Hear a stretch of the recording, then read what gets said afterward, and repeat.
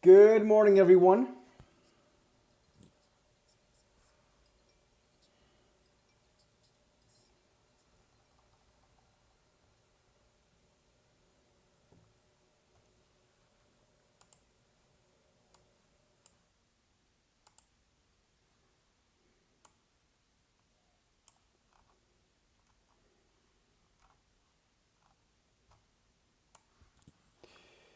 All right, we're going to get started here in just a minute. Sorry, I was just running about 2 minutes late.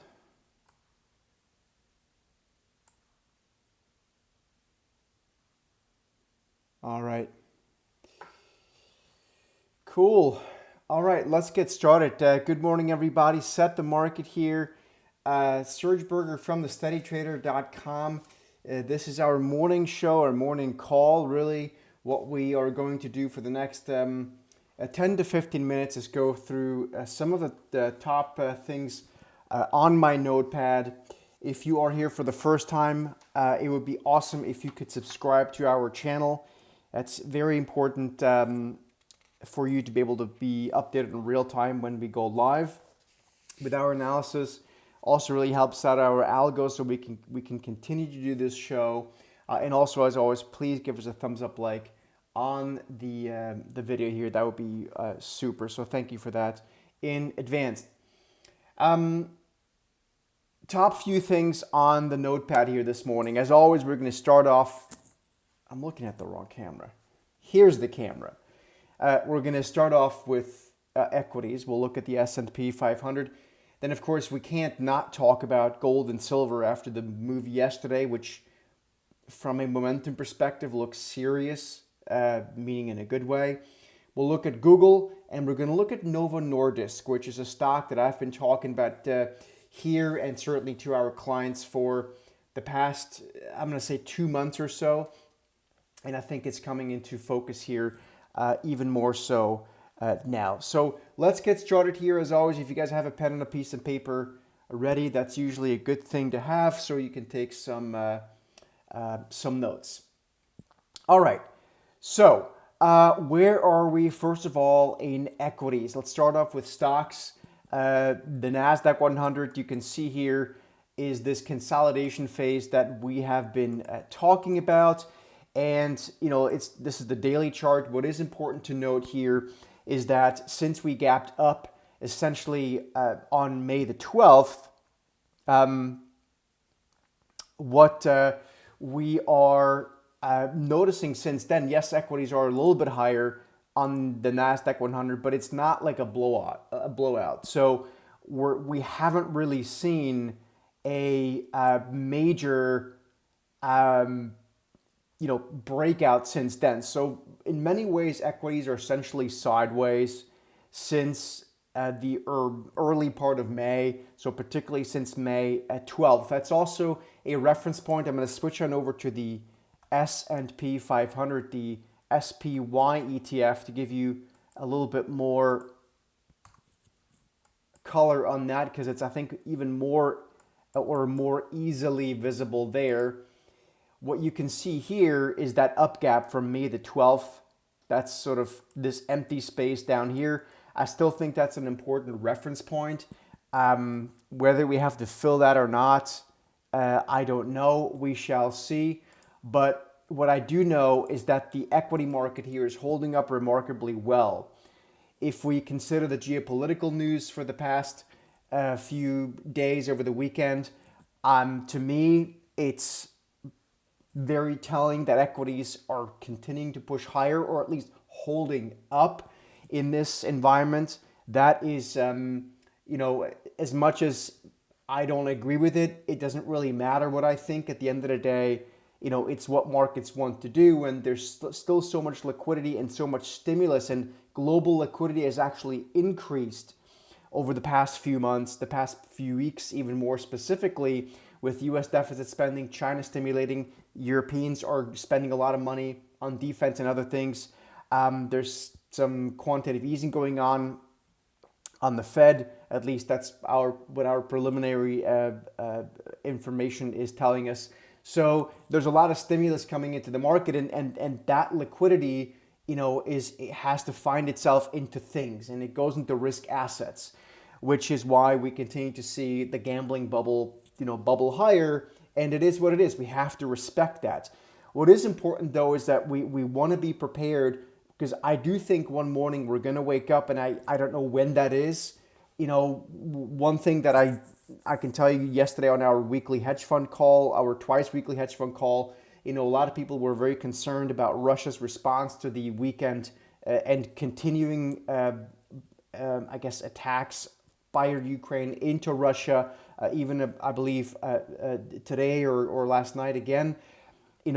Depending, like that could be very, very concerning if Russia's response is, however bad, and that's a problem. So that's what we are a little bit actually very concerned about. But the equity market, which is typically the last to kind of not to risk, typically, or doesn't really seem to care just now. But again, I think there is the risk that one morning we wake up and the equity market gaps down 2-3%, and then we just mean revert for a while. I think there's a serious risk of that, a very high risk of that.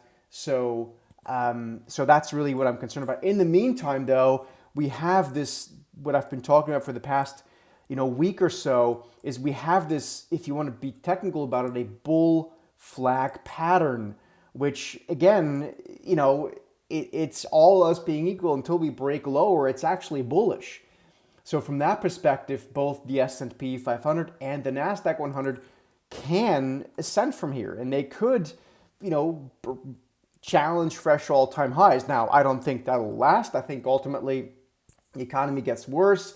We're going to start seeing credit events, which I see Nicholas asking. We are going to see credit events. I don't know when that will be. Right now, we've kind of shelved that.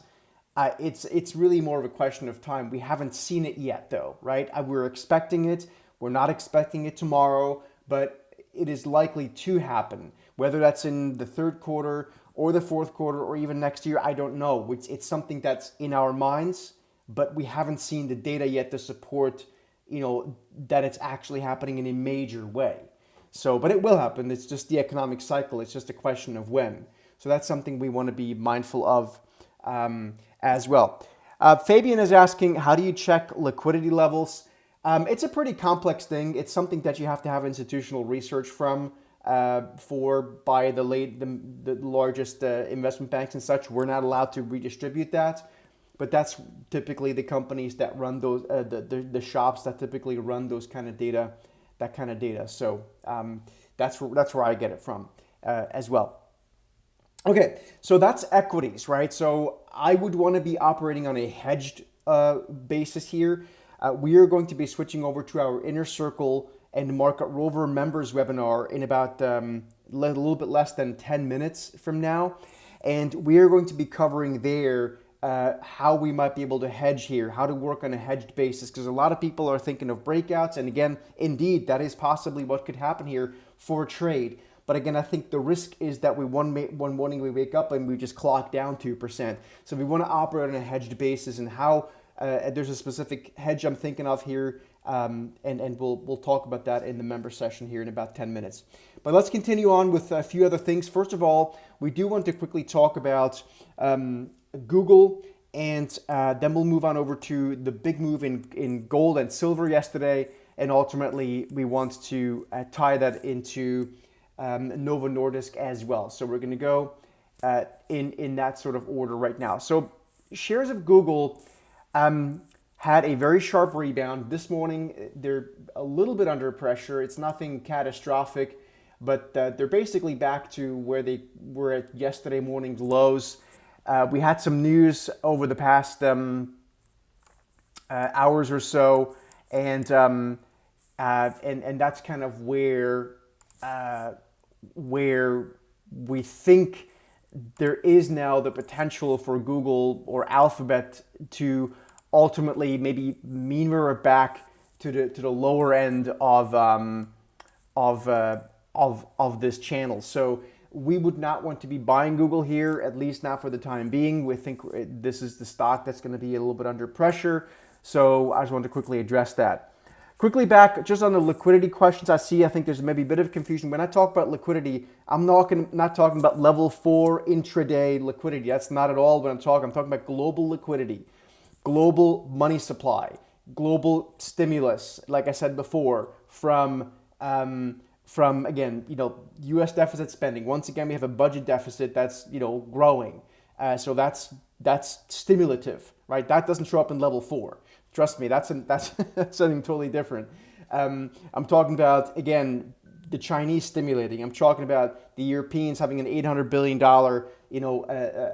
defense budget and spending. So no, I'm not talking about level 4. That's something very, very different than, just want to make sure everyone understands what we're talking about here. So, but the global liquidity picture is improving, which is why I wouldn't be surprised if equities continue to push higher until we get some sort of a headline that's very concerning, and then everyone gets clocked again, because we're no longer in that V-shaped reversal back to all-time highs and then keep going for 5 years. That era is over, as far as I'm concerned, for the U.S. equity market, for many, many reasons. Large part of it, the marginal de-dollarization, which you can see by looking at the dollar index, which continues to look like absolute crap, and that's very telling. Now, it does not mean the dollar can't bounce. I'm sure it will at some point.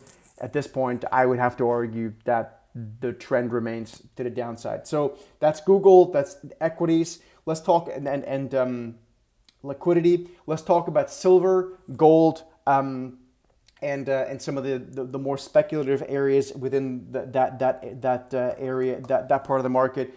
Silver had a big move yesterday. It was up about 5.3%. If you guys follow us on YouTube, which you clearly do, otherwise you wouldn't be here, check out the YouTube Shorts. I try to make YouTube Shorts every day that are kind of like live, quick updates.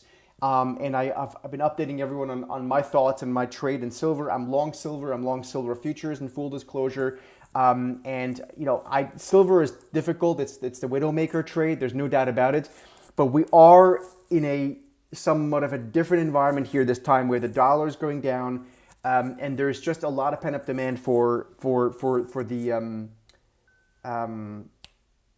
precious metals, and gold, of course, having been the front runner. We've talked about the gold to silver ratio here for the past couple of months or so at least.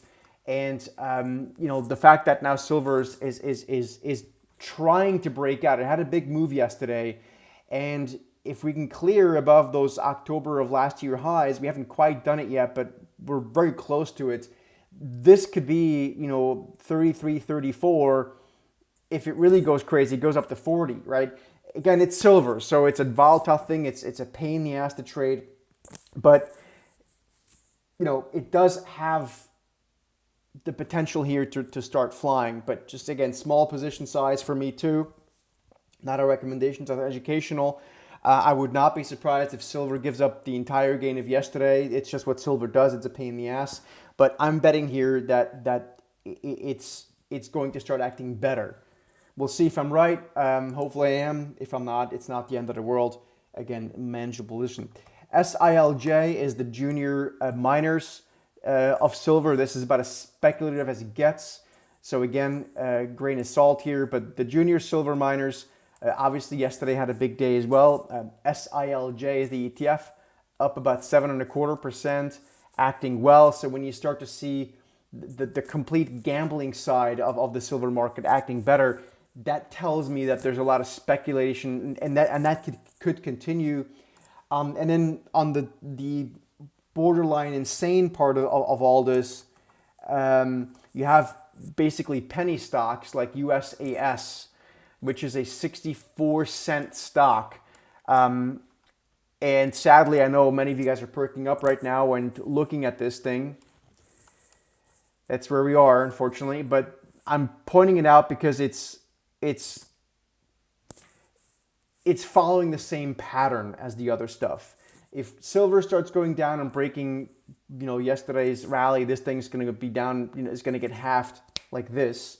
So, very risky situation, but it's the same pattern. It's holding up. It was up 4% yesterday. I just want to show that for those people that are interested in these kind of things. Last but not least, Novo Nordisk. So the ticker symbol here is NVO.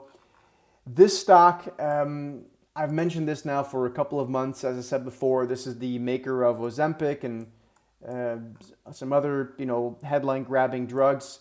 This is your 35-year chart or something like that. We have once again reached the lower end of that band, and we're bouncing. And I say 35-year chart, so that's quite a while. What you can see here is that we're now bouncing, and maybe we start finding a bit of momentum here off the lows, but it's starting to act a whole lot better. To me, this is more of an investment than a trade, and I think the potential here for this stock to get going would be measured through the lens of momentum. So I would say a next upside target is probably somewhere in the low 80s if it can continue to do that. The way that we like to look at momentum is with our TST Trender momentum indicator. We've had a what we call a chop zone in that stock, and that chop zone seems to have been resolved to the upside a couple of days ago. So we're now about to reach our free profit target at 73 3/4. The chop zone is this area here. For those of you guys that are don't know what that means, this is a chop zone, a sideways range that is best avoided. But we had a buy signal on the 19th of May that became valid on Friday, so May 30th, a few days ago. Yesterday we continued to go higher. To me, Novo Nordisk from a trend following, from a momentum perspective, looks interesting. Again, I think we're looking at somewhere, I wouldn't be surprised if it goes into the low 80s. But again, our free profit targets, or our next profit target here, where we would reduce half the position, is just a little bit north of here, about 73 3/4, maybe a bit more. We talked about the NASDAQ 100 extensively before, so I don't want to address that again. It's usually the first thing we talk about. Then Bob is asking, do you think CCJ will hold up here or fade? So CCJ is Cameco. This is a uranium play. I will show you this. So CCJ, along with uranium, reached an extreme overbought reading on our Vertical X Pro indicator. Okay, so this is the Vertical X Pro indicator. If you don't have it, Bob, I would urge you to get it.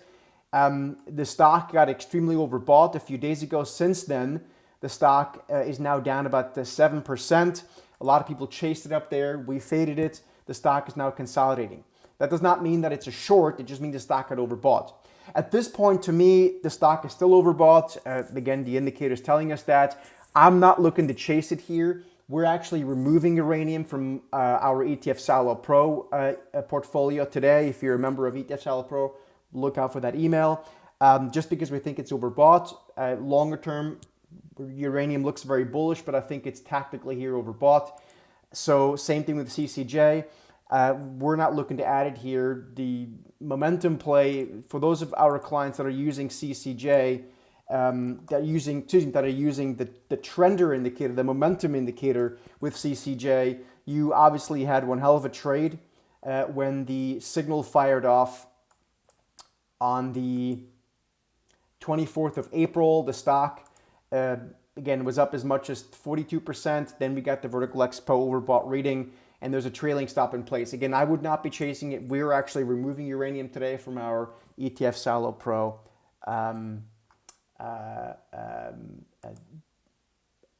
subscription. So we'll send out an email on that. Excellent. Good to hear, Bob, that you have the Vertical X Pro. Thank you all for being here. We'll see you guys over in the Inner Circle Market Rover member session right now. We're actually running a few minutes behind, and we're going to talk about a hedge over there as well for the portfolio, so that we are positioned here not to get clipped too hard if the market reverses. Thanks for being here. I'll see you guys back here tomorrow, and Inner Circle and Market Rover members will see you in literally just a minute or so over in the members webinar. See you guys tomorrow. Thanks for being here. Please subscribe, very important, so that you get alert in real time.